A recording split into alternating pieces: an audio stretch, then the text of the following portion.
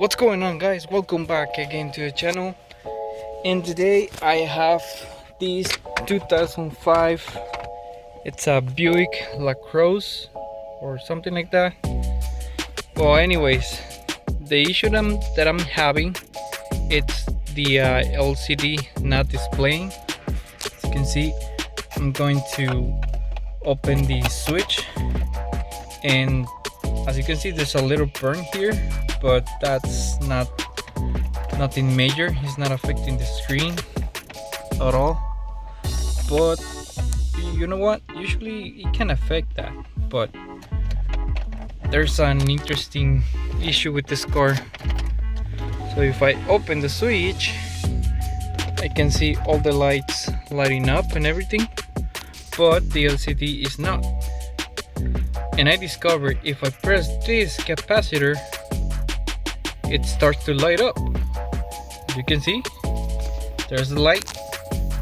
If I turn it off and I open the switch, there's the light. And I believe this is a solder problem. So I'm going to try to but try to solder this back on the back from the other side. Try to solder it a little bit more, because usually the solder cracks over time with these clusters.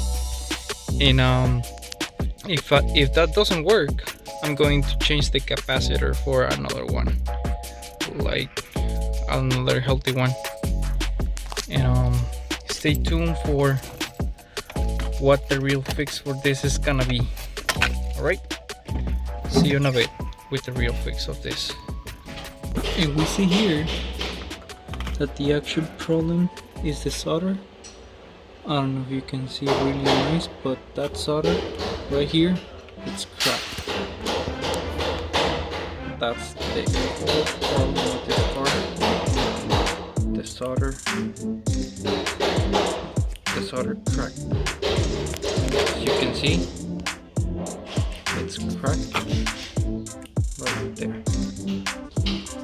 And we're gonna solder everything back to make this thing work again. Yep, that's the whole issue.